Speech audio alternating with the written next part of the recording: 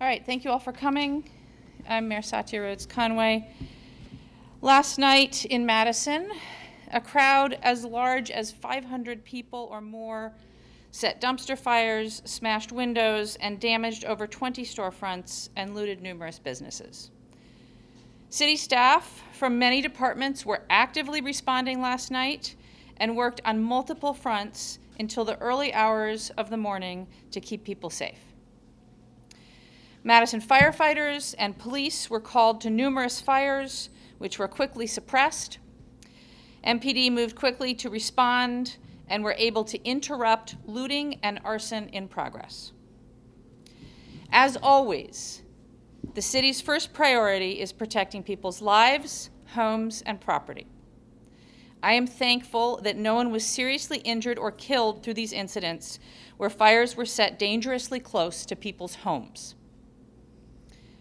Our city supports First Amendment rights and peaceful protests.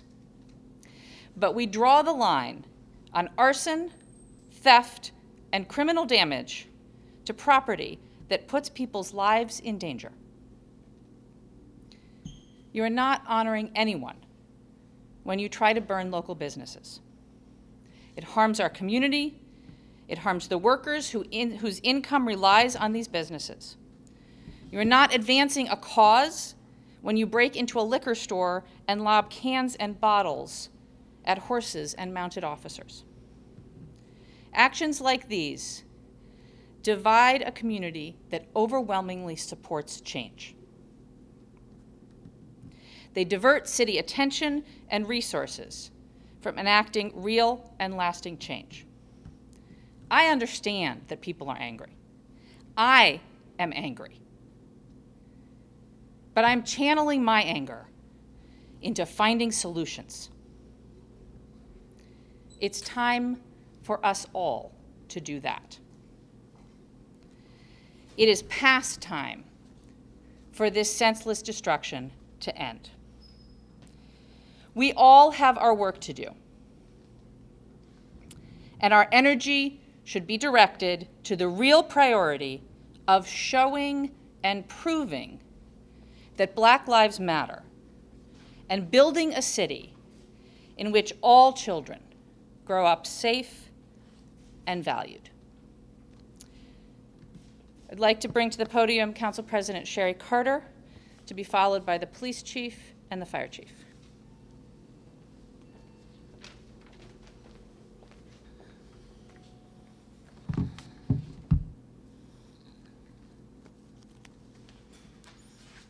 Thank you for the opportunity to speak today.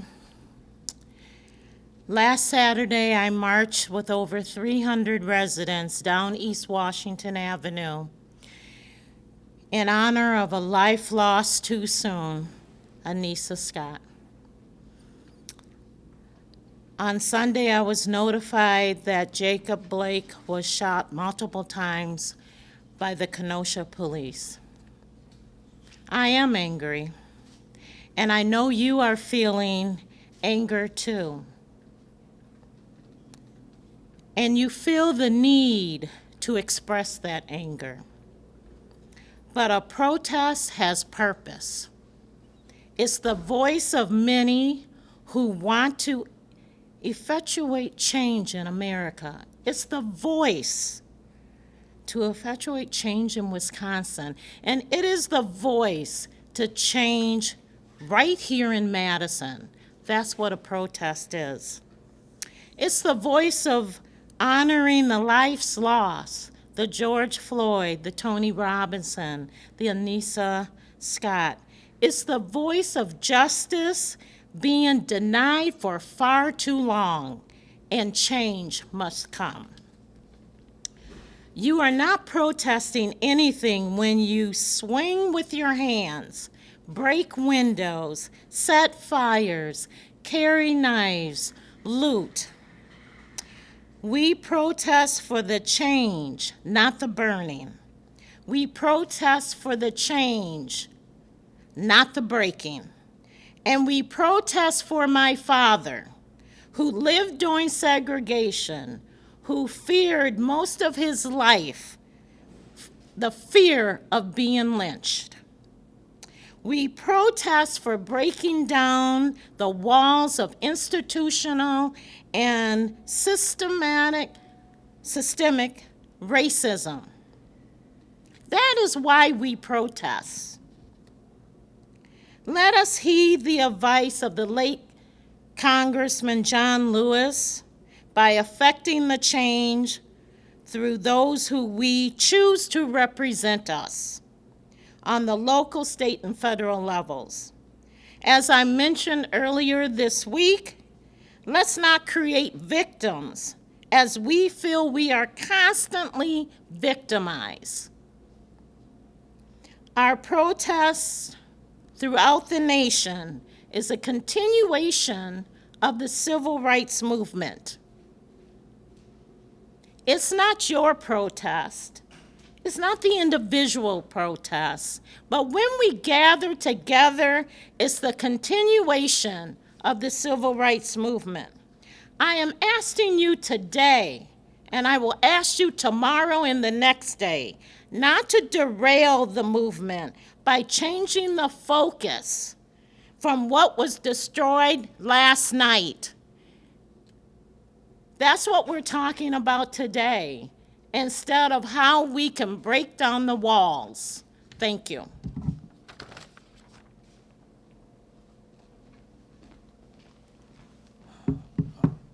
Thank you. Good afternoon. As the mayor indicated, last night started with a large group gathered on the Capitol Square at the top of State Street, which has been a regular occurrence for us over the last few months. But clearly last night a group of individuals came downtown, not focused on expression, but focused on committing acts of violence and property destruction. During the course of the evening, members of this group engaged in numerous acts of destroying property, starting fires, and engaging in other behavior very dangerous to our community. Around 40 businesses sustained damage during the course of the night, and quite a few of them were looted as well. We also saw during the course of the evening a number of garbage fires, trash fires, and dumpsters that were started by members of this group. And the dumpsters were actually moved from one location and rolled with the group as they were on fire, creating a greater risk to surrounding buildings and vehicles. And on at least one occasion, one of the dumpsters was pushed and rolled at a group of officers. Later on, we also observed and witnessed at least two instances, where members of this group took affirmative steps to try to start buildings on fire. In one instance, going so far as to shatter windows, take a red gas can, pour the gasoline inside the business, and attempt to ignite it. And we're very fortunate that it did not ignite and that our officers were in position to intervene quickly enough to prevent that from happening. During the course of the evening, we provided security to Madison fire personnel as they extinguished these fires across the downtown. Our officers were hit and were targets of projectiles, bottles, rocks, and 3 officers were injured as a result of being struck. During the course of the night, officers did use chemical agents and impact munitions to respond to the looting and attempted fire starting and arsons. And the crowd dispersed from the top of State Street at approximately 2:30 a.m.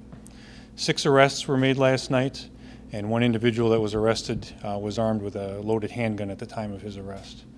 Our personnel will continue to do investigative follow-up on other crimes that occurred last night, looting and arson specifically, and we'll attempt to identify others involved in this behavior and hold them accountable. We remain committed to protecting First Amendment rights. We've been doing that every day for about the last 3 months. We have officers out doing it right now as we speak, and we are committed to preserving people's ability to express their opinions. But property damage, starting fires, violence, and things that put our community at risk is obviously the type of behavior that we're not going to condone and will make us intervene. Thank you.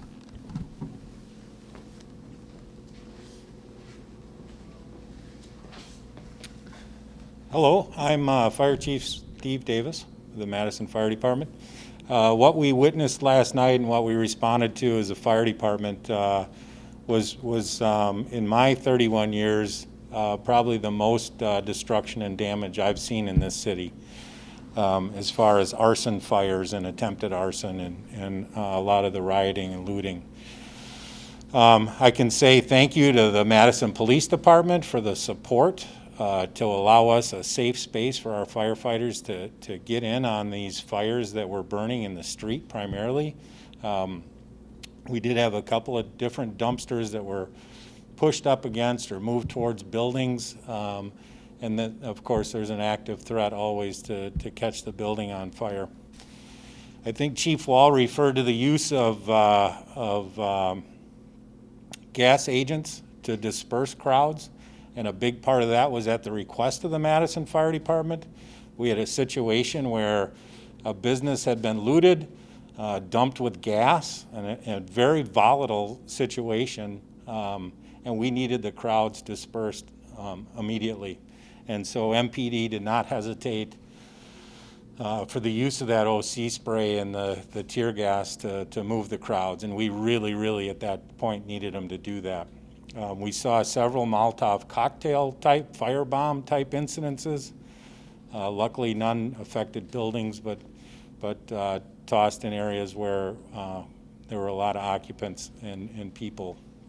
So one of the things that we've been working on from the fire department side somewhat proactively today is to try and reach out to as many businesses downtown, rental properties and things like that, and trying to get them to reduce their trash buildup.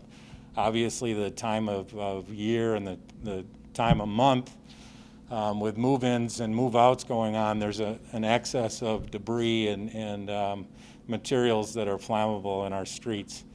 And so the streets department for the city's been working really hard downtown today, and we've asked a lot of the business owners to empty their dumpsters to secure things better. One thing that I would ask of residents is if you have gas cans for small amounts of gas in your backyards, for your lawnmowers, for your snow blowers, secure those some way tonight.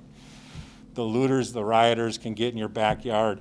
And I think that we kind of think that's where they got the gas from last night to dump in this business. So try and urge your neighbors to protect their small quantities of gas. Don't bring them in the house though. Secure them in a different way. Dump them in your car, empty them out somehow. Don't bring them in the house. That's just as dangerous. So we are working cooperatively with MPD, the Madison Fire Department is today on response plans for tonight. And we ask that things settle down now. Thank you. Thank you, Chiefs. We'll take a few questions now. For the chief, actually the interim chief, sorry.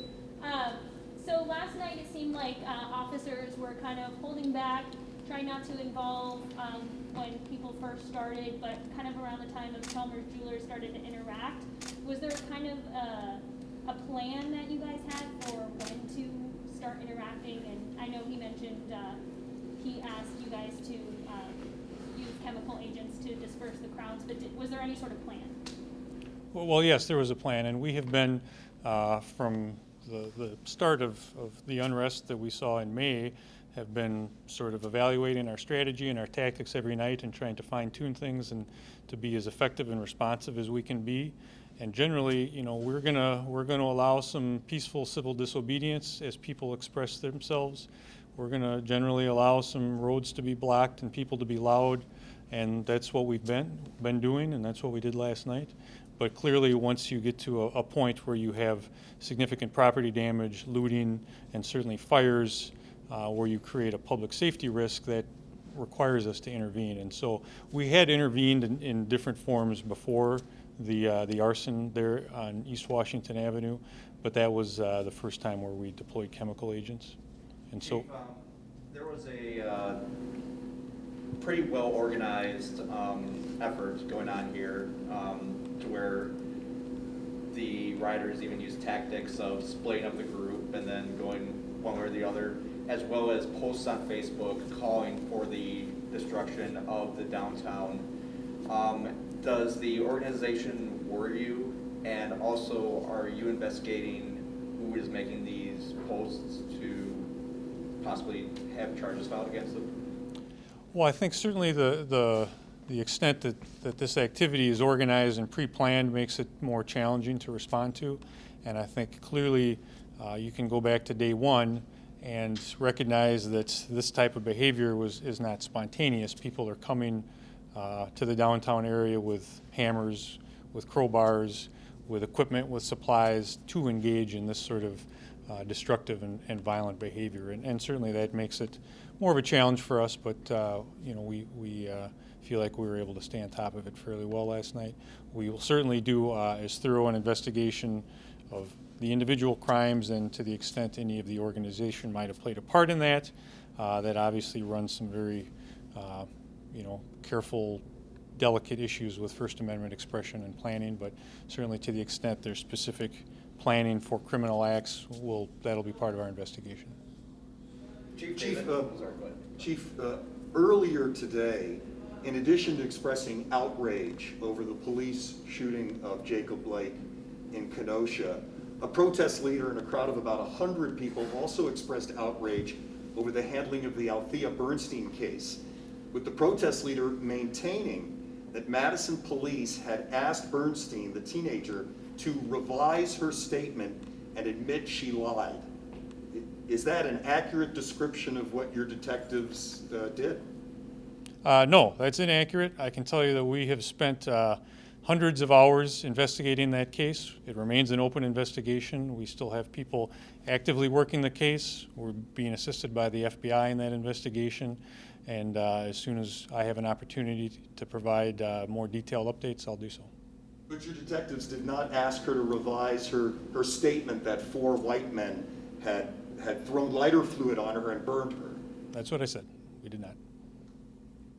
Either for the mayor or President Carter, after the Kenosha shooting with no body cams on them, is it under consideration for Madison officers to get body cams in the near future?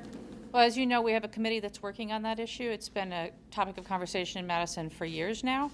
I think the opinion in the community is mixed on whether body cams would be helpful or not. I understand that the department generally feels that they could be. They are also very expensive. So there is a committee that's working on this issue, and frankly, I look forward to their recommendation. I do think it is one piece of the conversation that we need to be having. Are you supportive of body cameras, Mayor? Thank you. Yes, as the mayor said, there is a committee that is working on this. There are people for it and people against it, but I do think that the recommendation will probably come out for it, and I'm willing to support the recommendation. Thank you. Other questions? Has the city requested the use of the National Guard? Would the city want the National Guard to come in right now to assist with things going on? I'll defer to the chief on that one.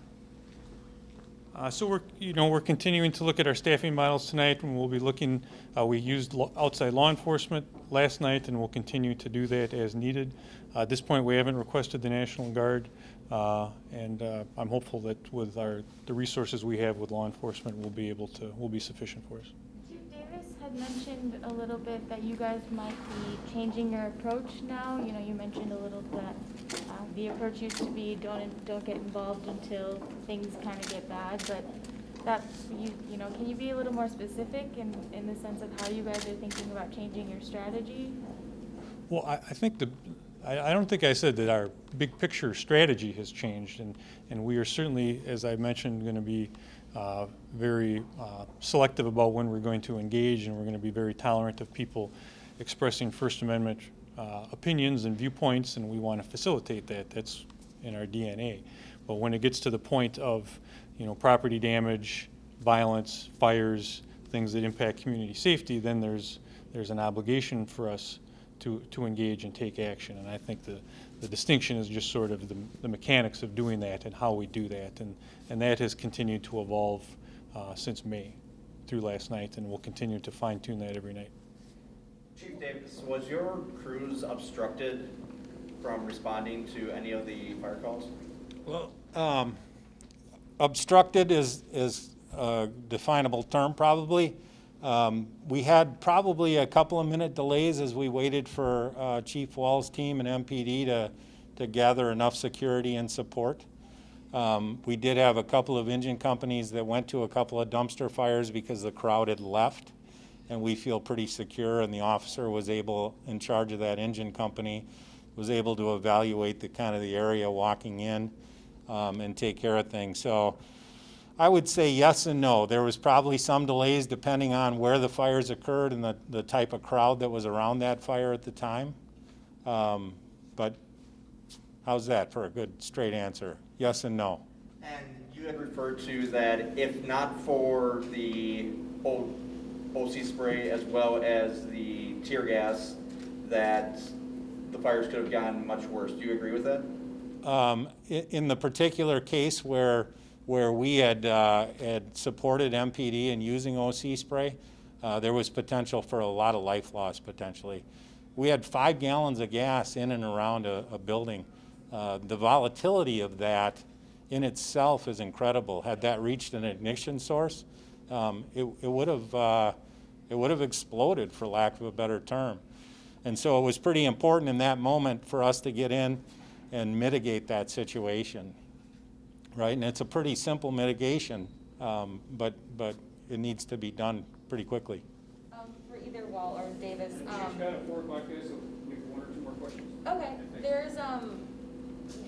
there's something moving through right now, a couple of committees to eliminate chemical agents, some rubber bullets.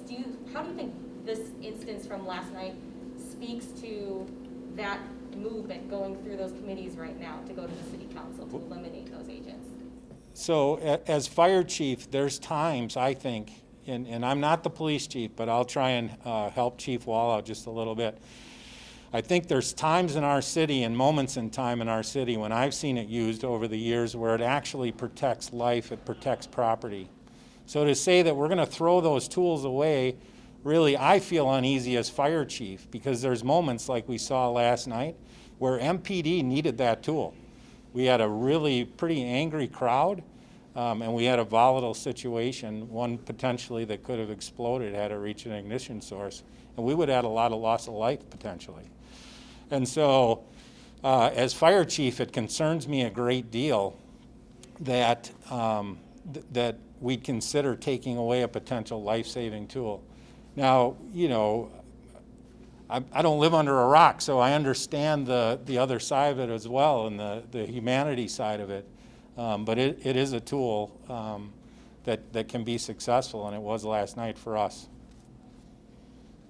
And just what I would add in response to that is, you know, what's missing from those proposals, from those ordinances is an alternative, is an answer to do what then? In the scenario last night where you have a building with a bunch of gasoline in there that is a very significant safety hazard and a large crowd outnumbering officers, then what? What would we do? And that's why those tools are critical to be able to allow us to do what we need to do to maintain safety for the community. Well, real quick before you go. We saw last night what appeared to be a very young boy being arrested in handcuffs. Do you know what might have led to that? Or of a child being arrested? I don't. The only arrest that I know any of the details about was the individual that was armed with a handgun, and the other ones I don't have any information on now. All right. Thank you all very much for coming. I also want to make sure to thank Council President Sherry Carter, Council Vice President Abbas, and Alder Revere for joining us today. Thanks again.